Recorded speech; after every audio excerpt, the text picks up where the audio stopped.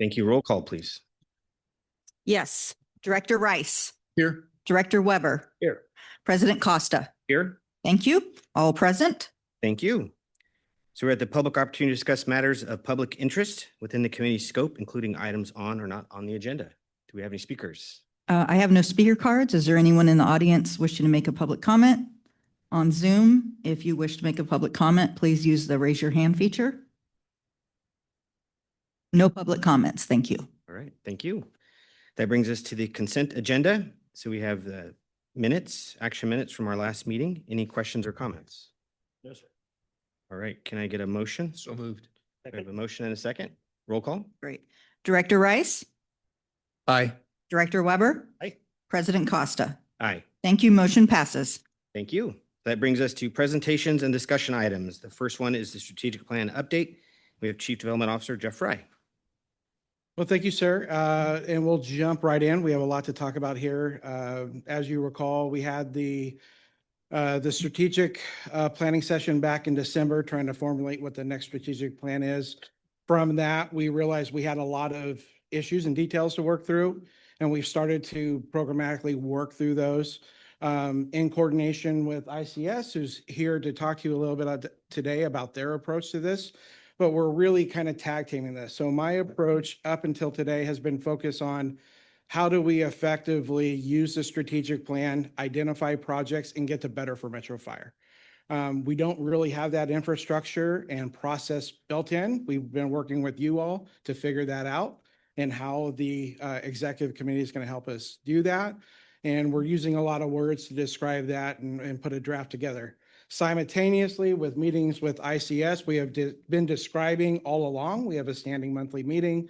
We've been doing this for about 2 years or so. So they're well informed about the issues facing us and what we're trying to do. And they took a slightly different approach. Where mine is trying to fix out how do we solve these issues for the long term.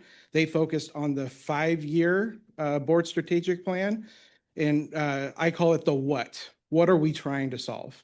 So they really have a high-level presentation for you all today and an outside perspective using some of our documents and our conversations, including the work in December, to set the stage for your consideration tonight. It is a working draft per your intent with the executive committee.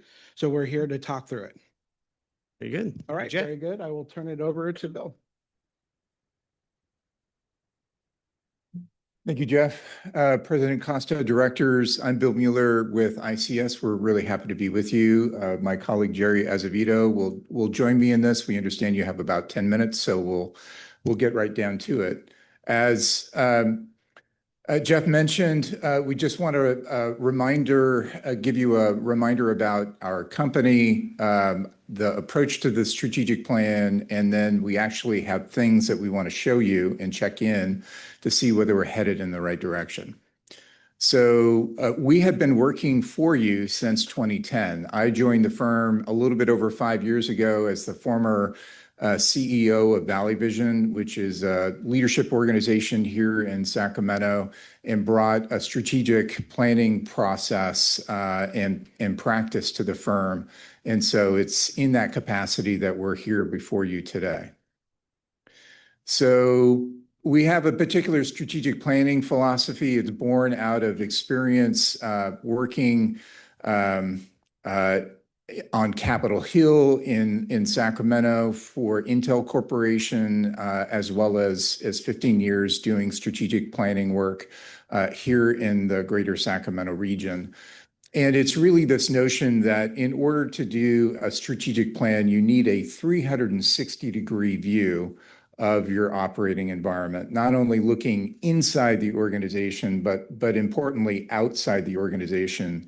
In the bottom bullet, you can see the term VUCA, which is used by the military to designate a volatile, uncertain, chaotic, and ambiguous operating environment. And that is the operating environment in which we find ourselves today. And it's the one that the military is trying to adjust to. And as a paramilitary organization, we think it's an appropriate model for Metro Fire to also consider and embrace. So The other thing to mention here is that strategic planning is really about choice making. So if we were to come before you and really sort of restate your operational plan, we have failed in our duty to you. That is not strategic planning. Strategic planning is really bringing forward choices, the places on the horizon where you have some very critical decisions to make, and it's our job as your consulting team to elevate those based on what's happening, again, outside the organization and inside the organization. So that's our job, and that's how the strategic planning process will be a little bit different. So far, we have had extensive conversations with Jeff and Kyle, also with President Costa. We've looked at all of your materials. We've gone through that exhaustively. We've looked at not only the session that you had, but the interviews. We've looked at your past board agendas. We've dug into your budget. We've done analysis of your budget and the direction that it's headed. We've done our own online research. This is all part of getting on board. We've also worked with Jeff, who's put together essentially the chassis for the plan, which is the framework upon which all this will work. So we're leveraging the activities that have already been undertaken by you in your previous consultant. And what we're here to talk to you today about is a situational assessment, and the setup is at the bottom of your screen. So we feel it's really important in order to take the next step is to take a little bit of a step backwards and make sure that we are really clear on the problem that we are solving before we go about setting strategies. And that starts with diagnosis. So we're asking questions about, well, what are the strengths? What are the weaknesses? Those are the things inside an organization. What are the opportunities and threats? You'll notice that it's a standard SWOT exercise. We will bring to you 4 additional dimensions: maximize in events, decide, defend, and exit, which are related to a SWOT exercise borrowed from Intel Corporation that actually take the SWOT and move it from sort of a standard landscape assessment to what do you do about it? And so we'll bring that sort of new way of thinking about and improving your directional sort of assessment as part of this process. We are looking at the forces acting on Metro Fire. We'll talk about that in a moment, as well as sort of the things that we expect, things like demographic changes, changes in your workforce, and other things that are fairly predictable. And importantly, and the reason why it's in bold, is that these are not static, nor do they operate in silos. These things all interact. And it's really important for us in your strategic planning process to talk about how these all sort of interact. Once we do that, once we get the diagnosis right, then we move into, well, what is the right response? What is the scaled, measurable, actionable response to that? And that's where you see the words on the right side, which is really around defining the strategies, making sure they're in alignment, that they're not conflicting with one another, that we've got the performance reporting, and that we're systemizing that. We're making it integral to the way that Metro Fire operates.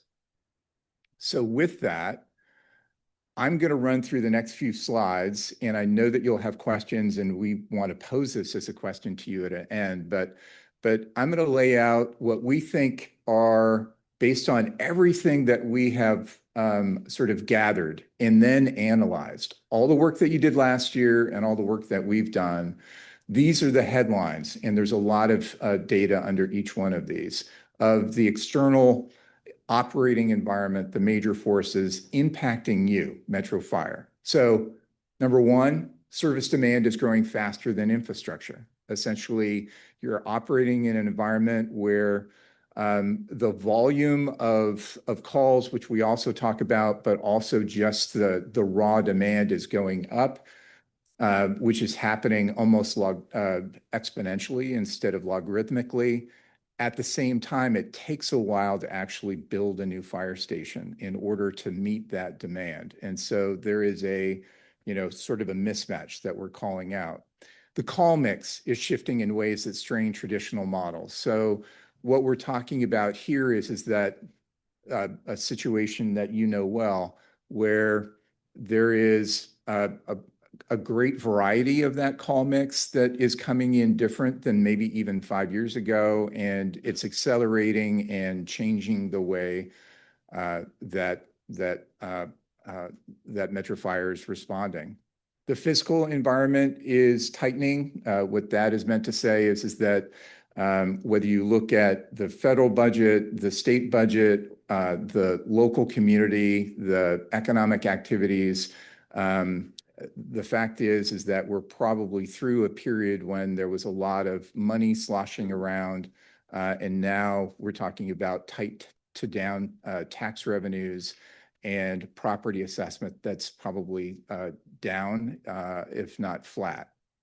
Labor markets continue to be very competitive. I'm going to take that as a given. Mental health and behavioral health responsibility are shifting towards fire. And this is, even though this is something that Metro Fire has been deeply engaged in, this is a situation we're seeing across all fire agencies, not only in California, but nationwide. It's coming. And so how does Metro Fire address that? And then, of course, external policy and regulatory policies are evolving. I'm going to look at my colleague and see if I missed anything major in that rundown. Okay, so I'm going to keep going. So these are the internal conditions, the major forces. So starting off with the obvious, Metro Fire has the scale, the amazing personnel, the special teams that you have on hand.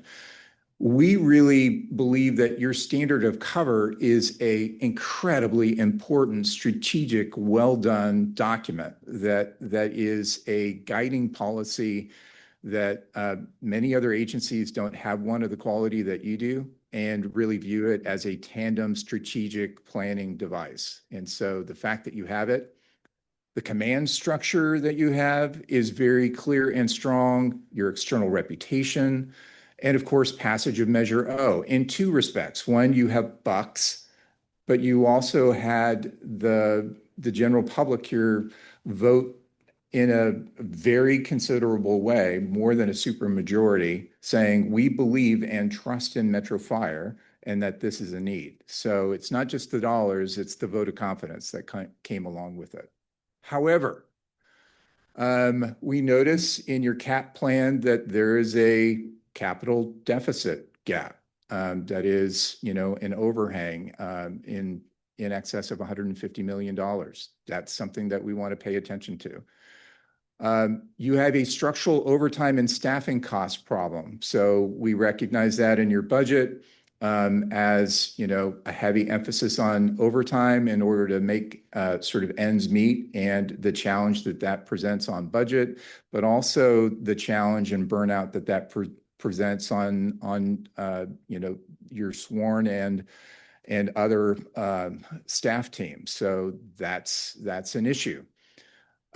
We call out and name here, and we would describe it maybe a little bit more clearly, but a culture and organizational cohesion challenge. What we mean by this is that you have 41 stations and a culture of delivering within a station operating environment. And yet you have an enterprise that spans all of them, that is Metro Fire, which has a different set of organizational budget and staffing needs for the whole, while the individual stations also have their unique needs.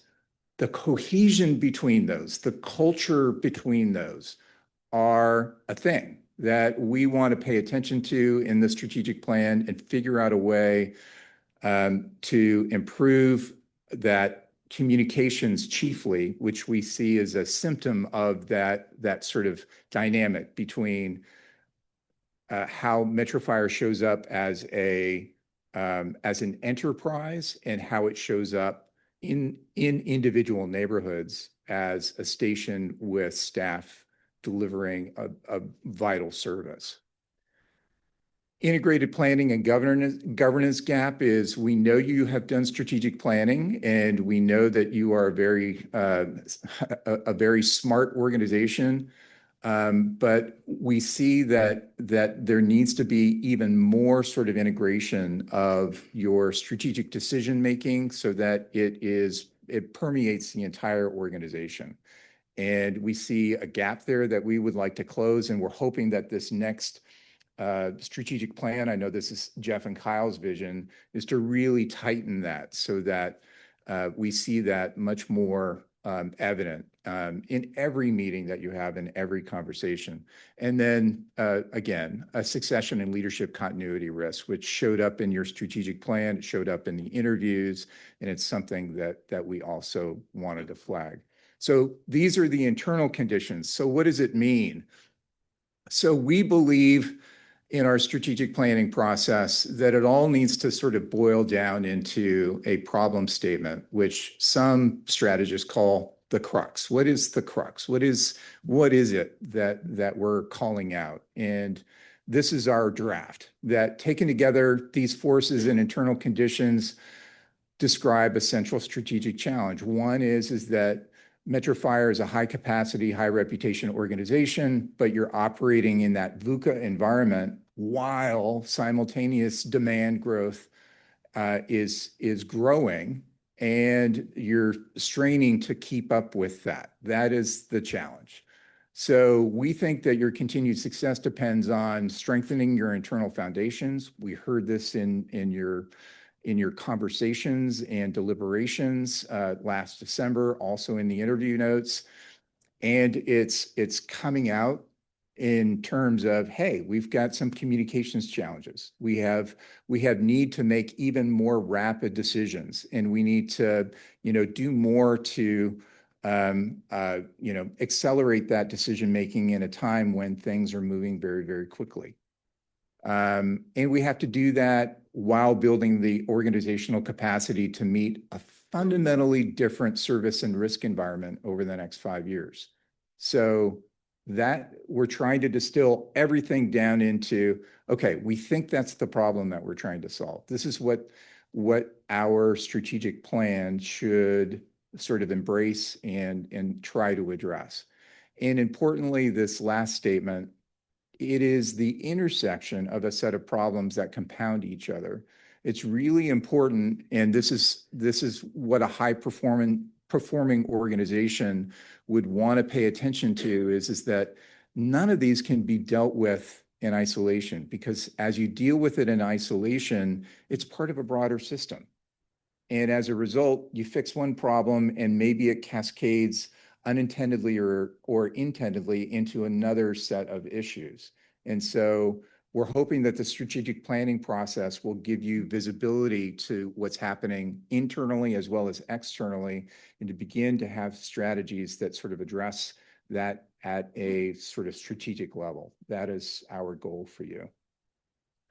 So that's our presentation. Probably went on just a little bit too long, but I did want to provide you with sort of that background. Happy to answer any questions. Our main question for you today is there anything here that strikes you as out of balance or missing? And generally the question is, are we headed in the right direction? Because there's much more work ahead. All right. Thank you. This was fantastic.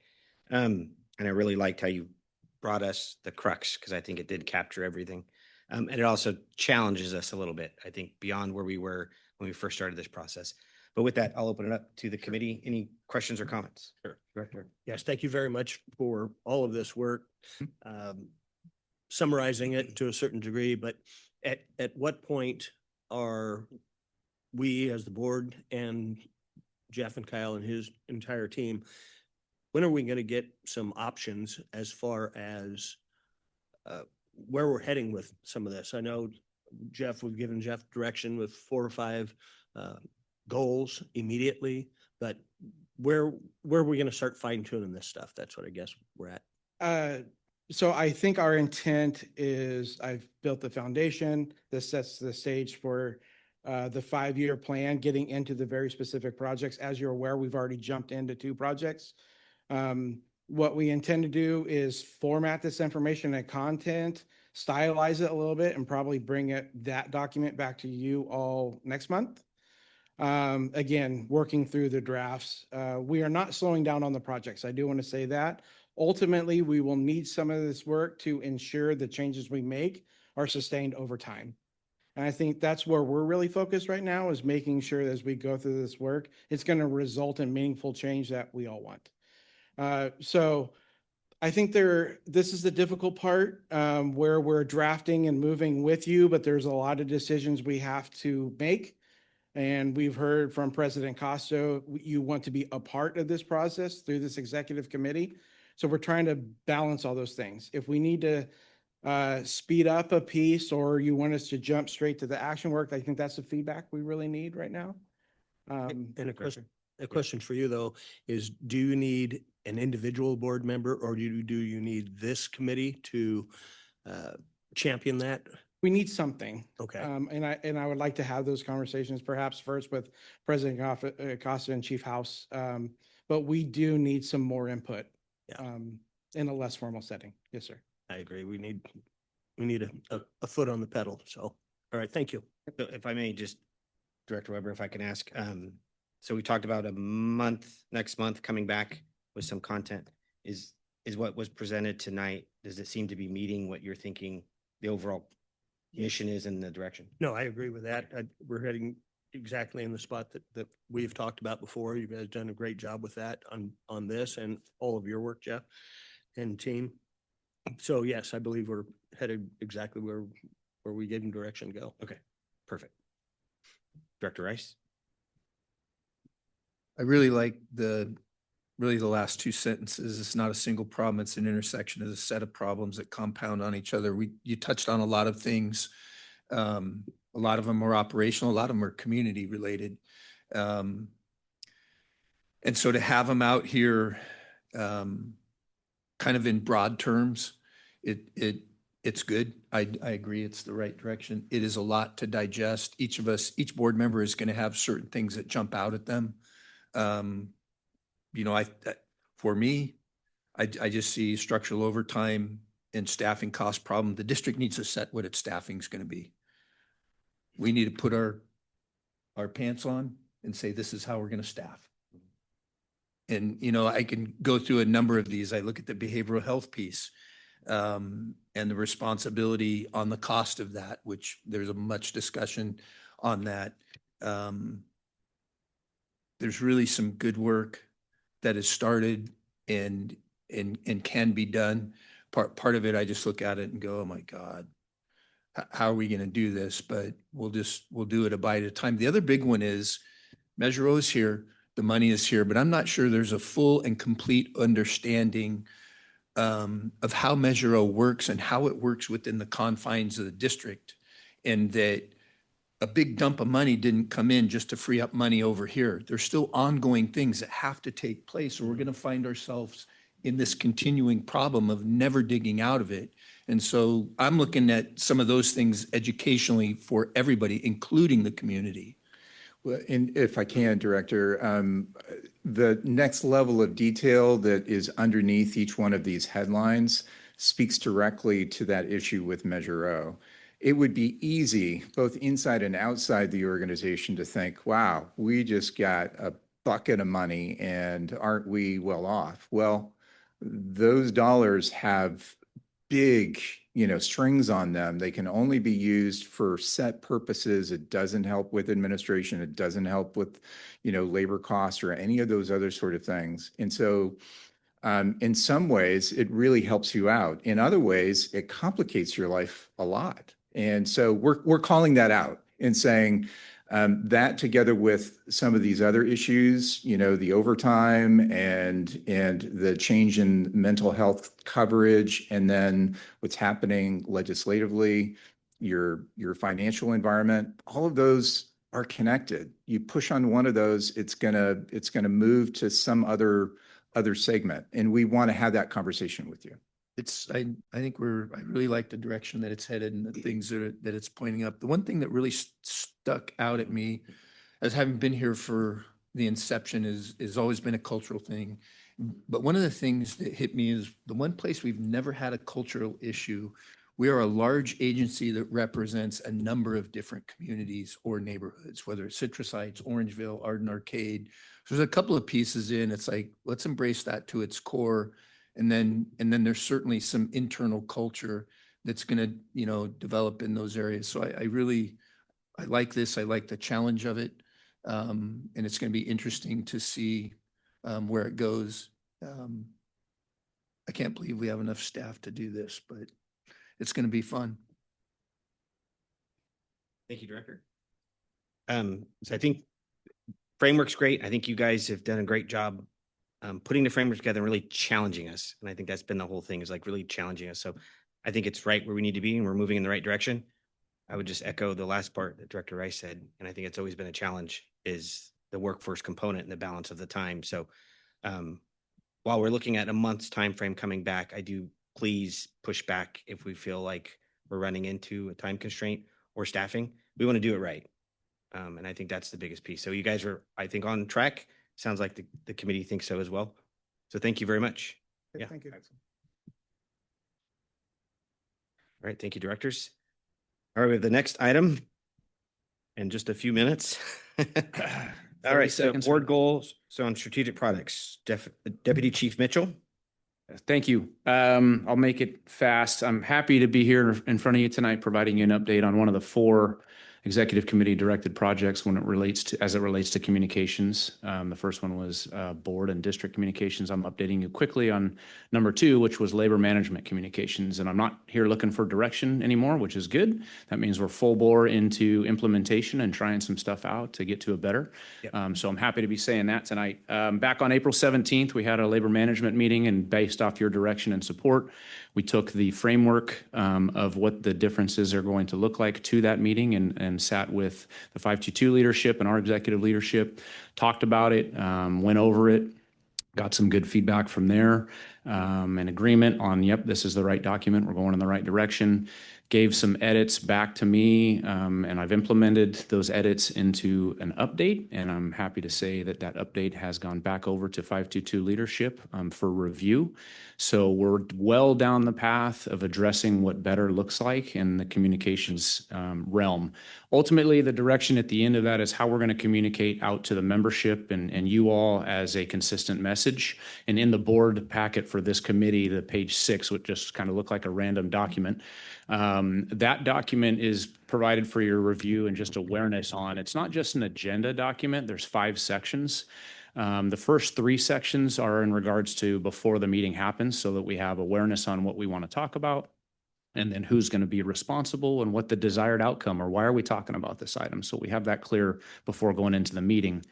And then part of the framework in the meeting space is to prioritize them. If we have 22 agenda items, we need to make sure we get to the top ones. If we run out of time, we want to hit the top ones, so we make sure we're doing that. So that'll be part of our procedure moving forward in that meeting space. And then the last 2 are going to be done in real time at the meeting. So it's not going to be, we talk about it, somebody takes minutes, and we come back later and we look at the minutes. The intent is real time in the meeting as we're discussing items, write down what the outputs are, agreement, disagreement, whatever that looks like, and then the item status. So we're not consistently going back. If there's an item that keeps coming up, we have historical record.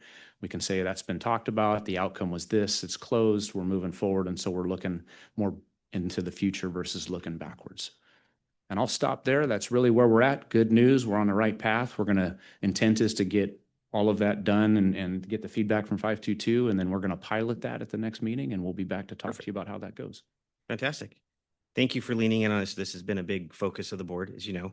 And so thank you. And thank you to 522 for leaning in and creating a document for the process and really capture, because I think the status piece is important for us to know where we are and where we're going. Yeah. So thank you. Yeah, absolutely. I'll open up. Directors, any comments? So you covered it. Thank you. All right. Indeed. All right.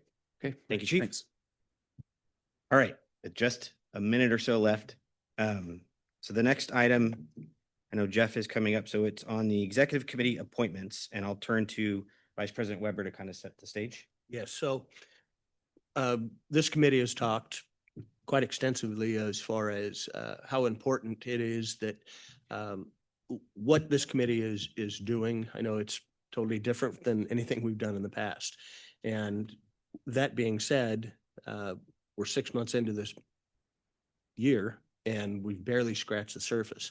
So my recommendation to the executive staff, and I would like to bring it to the full board, is to either extend President Costa's tenure, if you will, for another year, but most importantly, keep this group together for at least another, 18 months. And so that is what I would like to bring to the full board tonight. And if you have thoughts on that or any comments on that. I will just note, per our conversation, I did that homework for you all. It is in the board policy and procedures that those nominations are made once a year, every year. So materially, we could change the policies and procedures and take that back to the full board, or we could just simply nominate this group again next year. So as you contemplate and take it to the board, those are the two options that I would recommend. Thank you. Thank you, Jeff. Thank you. Any questions or comments? Okay. So to close the loop, it sounds like we have policies and procedures in place that allow for that. But we could talk a little bit further about any other changes that might occur, and then we can bring it back to the full board at that point. All right. Thank you, Director. Thank you, Jeff. And with that, it brings us to the end of the meeting. Our next meeting is June 11th. Meeting adjourned.